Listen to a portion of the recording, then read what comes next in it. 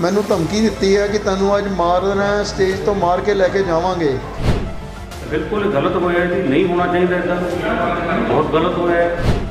मेरे आने तो पहला 8 साल के घपले सी, चाहे वो कारपोरेशन का 17 लाख रुपया देणदारी, पानी ते सीवरेज टैक्स, बैंकों के घपले, एफडियां कैश कराने तो बाद दे विच भी बैंकों के नाम पैसे खड़े करने, परचेज महंगी करनी, बिल नहीं पूरे पाने, पिछली देणदारी, इन्हों मैं उजागर करना चाहता सी।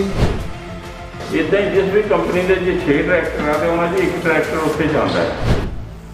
उस तो बाद जो मेरे ते इन्होंने बैलेंस शीट पास कराने की कोशिश की तो मैं मैंबरों को कहा कि मैं यदि तुहानूं सच्चाई दसनी चाहना।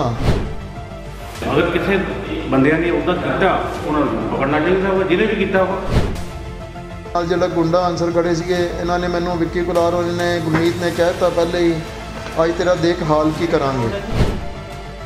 तो ये होया किदां वा, इहदे बारे पड़ताल करने की जरूरत हैगी। इन्होंने माइक बंद कर दिते, माइक सारे चुक ले, मेरे बार बार कहने ते माइक नहीं दिते। तुहाडी कंपनी के 6 रिपोर्टर होंगे जी, एक किसी कोई इंसीडेंट होगा तो उससे 1 रिपोर्टर जाता, ना कि 6 के 6 रिपोर्टर एको जगह जाते हैं, ठीक है। United cycle parts and manufacturing association विच हो रहा पैसों का वड्डा घोटाला, ਲੱਖਾਂ ਰੁਪਏ ਦੀ ਹੋ ਰਹੀ हेर फेर। ਪਹਿਲਾਂ ਅਸੀਂ ਅਕਸਰ ਇਹ ਸੁਣਦੇ ਹੁੰਦੇ ਸੀ ਕਿ ਦੋ ਬਦਮਾਸ਼ਾਂ ਜਾਂ ਦੋ ਮੰਤਰੀਆਂ ਦੇ ਵਿੱਚ ਵਾਦ ਵਿਵਾਦ ਜਾਂ ਲੜਾਈ ਝਗੜਾ ਚੱਲ ਰਿਹਾ ਹੈ, ਮਗਰ ਹੁਣ ਸ਼ਹਿਰ ਦੇ ਨਾਮੀ ਗ੍ਰਾਮੀ ਉਦਯੋਗਪਤੀਆਂ ਦੇ ਵਿੱਚ ਐਸੋਸੀਏਸ਼ਨ ਦੀ ਗੁੱਟਬਾਜ਼ੀ ਨੂੰ ਲੈ ਕੇ ਭਿੜੰਤ ਸ਼ੁਰੂ ਹੋ ਚੁੱਕੀ ਹੈ। ਇੱਥੋਂ ਤੱਕ ਕਿ ਮਾਮਲਾ ਹੁਣ ਪੁਲਿਸ ਕੋਲ ਪਹੁੰਚ ਚੁੱਕਾ ਹੈ। United cycle parts and manufacturing association के प्रधान DS चावला ने साबका प्रधान गुरमीत सिंह कुलार, चरणजीत सिंह विश्वकर्मा, अवतार सिंह भोगल और इंद्रजीत सिंह नवयुग उत्ते एसोसीएशन की बैलेंस शीट नूं जबरन पास करवाउण दा आरोप लगाया है। जो गुंडा आंसर खड़े थे इन्होंने मैनू विक्की कुलार ने गुरमीत ने कहता पहले ही, अज तेरा देख हाल की करांगे। इत्थों तक कि जिहड़े स्टेज के बाहर बैनर लगे सीगे एसोसीएशन च, बाहर होर्डिंग लगे है, उन्होंने इन्होंने किसी प्रधान की फोटो की बजाय विश्वकर्मा, कुलार, भोगल, इन्होंने सारिया ने अपन फोटो पहले लाइया सी मैंबरों को गुमराह करने वास्ते। मैनू धमकी दी है कि तैनूं अज मारना है, स्टेज तो मार के लैके जावांगे।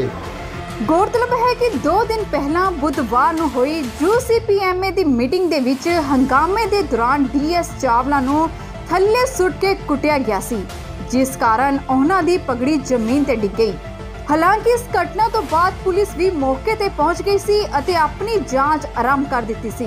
हुण यह मामला दिन ब दिन भखदा जा रहा है। इस मामले नूं लैके हुण दोवें धीर प्रेस कॉन्फ्रेंस कर रहे हैं।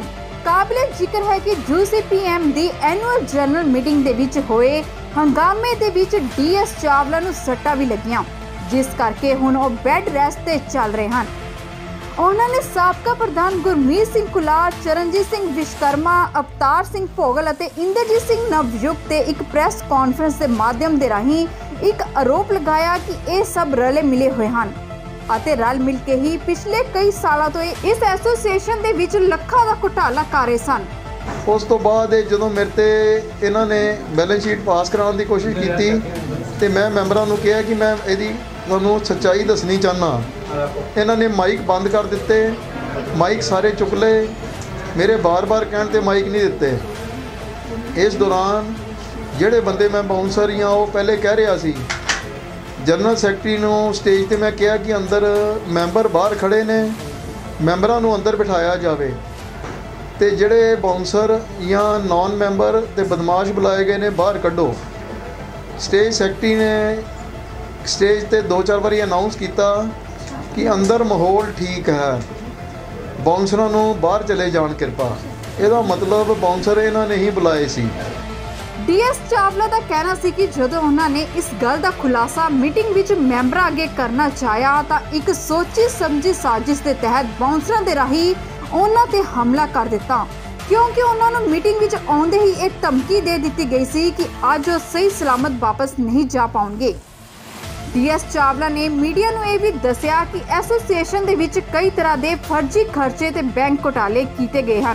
ਤੇ ਇਹਨਾਂ ਸਭ ਤੇ ਪਰਦਾ ਪਾਉਣ ਦੇ ਲਈ ਇਹ ਸਾਰੀ ਸਾਜ਼ਿਸ਼ ਰਚੀ ਗਈ ਹੈ। ਮੇਰੇ ਆਉਣ ਤੋਂ ਪਹਿਲਾਂ 8 ਸਾਲ ਦੇ ਘਪਲੇ ਸੀ, ਚਾਹੇ ਉਹ ਕਾਰਪੋਰੇਸ਼ਨ ਦਾ 17 ਲੱਖ ਰੁਪਈਆ ਦੇਣਦਾਰੀ, ਪਾਣੀ ਤੇ ਸੀਵਰੇਜ ਟੈਕਸ, ਬੈਂਕਾਂ ਦੇ ਘਪਲੇ, ਐਫਡੀਆਂ ਕੈਸ਼ ਕਰਾਉਣ ਤੋਂ ਬਾਅਦ ਦੇ ਵਿੱਚ ਵੀ ਬੈਂਕਾਂ ਦੇ ਨਾਲ ਪੈਸੇ ਖੜੇ ਕਰਨੇ, ਪਰਚੇਜ਼ ਮਹਿੰਗੀ ਕਰਨੀ, ਬਿੱਲ ਨਹੀਂ ਪੂਰੇ ਪਾਣੇ, ਪਿਛਲੀ ਦੇਣਦਾਰੀ, ਇਹਨਾਂ ਨੂੰ ਮੈਂ ਉਜਾਗਰ ਕਰਨਾ ਚਾਹੁੰਦਾ ਸੀ।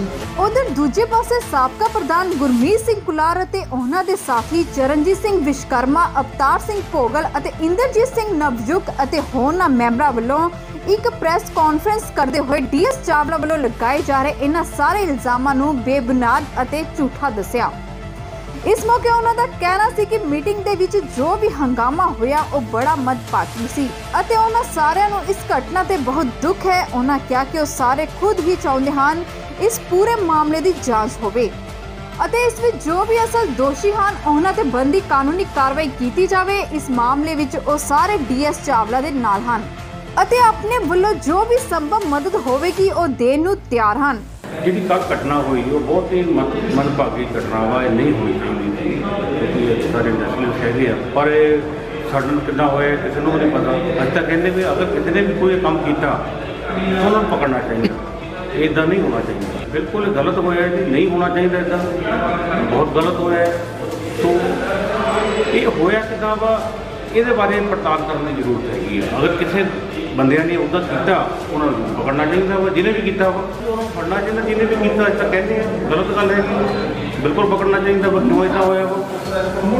ਤੁਹਾਡੇ ਵੱਲੋਂ ਪੂਰਾ ਉਹਨਾਂ ਦਾ ਸਹਿਯੋਗ ਦਿੱਤਾ ਜਾ ਰਿਹਾ? ਪੂਰਾ ਸਹਿਯੋਗ ਦੇਵਾਂਗੇ ਜੀ। ਜਿਹੜੇ ਬੰਦੇ ਨੇ ਗਲਤ ਕੰਮ ਕੀਤਾ ਅਸੀਂ ਉਹਦਾ ਪੂਰਾ ਸਹਿਯੋਗ ਦੇਵਾਂਗੇ, ਅਸੀਂ ਉਹਨੂੰ ਫੜਾਉਣ ਦੇ ਵਿੱਚ ਵੀ ਪੂਰਾ ਸਹਿਯੋਗ ਦੇਵਾਂਗੇ। ਤੁਹਾਡੇ ਕੰਪਨੀ ਦੇ 6 ਰਿਪੋਰਟਰ ਹੋਣਗੇ ਜੀ। ਇੱਕ ਕਿਤੇ ਕੋਈ ਇੰਸੀਡੈਂਟ ਹੋਊਗਾ ਤਾਂ ਉਹਦੇ ਇੱਕ ਰਿਪੋਰਟਰ ਜਾਂਦਾ, ਨਾ ਕਿ 6 ਦੇ 6 ਰਿਪੋਰਟਰ ਇੱਕੋ ਜਗ੍ਹਾ ਜਾਂਦੇ ਆ। ਠੀਕ ਹੈ, ਇੱਦਾਂ ਹੀ ਜਿਸ ਵੀ ਕੰਪਨੀ ਦੇ ਜੇ 6 ਡਾਇਰੈਕਟਰ ਆ ਤੇ ਉਹਨਾਂ 'ਚ ਇੱਕ ਡਾਇਰੈਕਟਰ ਉੱਥੇ ਜਾਂਦਾ ਹੈ। ਹੁਣ ਤੁਸੀਂ ਦੇਖੋ, ਜਦੋਂ ਕਿਤੇ ਵੀ ਕੋਈ ਵਿਆਹ ਸ਼ਾਦੀ ਜਾਂ ਹੁੰਦੀ ਹੈ ਜਾਂ ਕੋਈ ਫੰਕਸ਼ਨ ਹੁੰਦਾ ਕਿਤੇ ਵੀ ਹੈ, ਉੱਥੇ ਕਈ ਬੰਦੇ ਇੱਦਾਂ ਦੇ ਵੀ ਆ ਜਾਂਦੇ ਜਿਹੜੇ ਅਨਇਨਵਾਈਟਡ ਹੁੰਦੇ ਆ, ਹੈ ਨਾ। ਤੁਸੀਂ ਕੋਈ ਇੱਦਾਂ ਦੀ ਤਾਂ ਉੱਥੇ ਕੋਈ ਰਿਸਟ੍ਰਿਕਸ਼ਨ ਨਹੀਂ ਸੀਗੀ ਕਿ ਕਾਰਡ ਦਿਖਾ ਕੇ ਐਂਟਰੀ ਕਰੋ, ਉਹ ਸਿਰਫ ਇੱਧਰ। ਹੁਣ ਦੇਖਣਾ ਇਹ ਹੈ ਕਿ United cycle parts and manufacturing association ਵਿੱਚ ਉੱਠਿਆ ਇਹ ਵਿਵਾਦ ਕਿੰਨੇ ਲੰਬੇ ਸਮੇਂ ਤੱਕ ਚੱਲਦਾ ਹੈ। Bureau report, Punjab headline.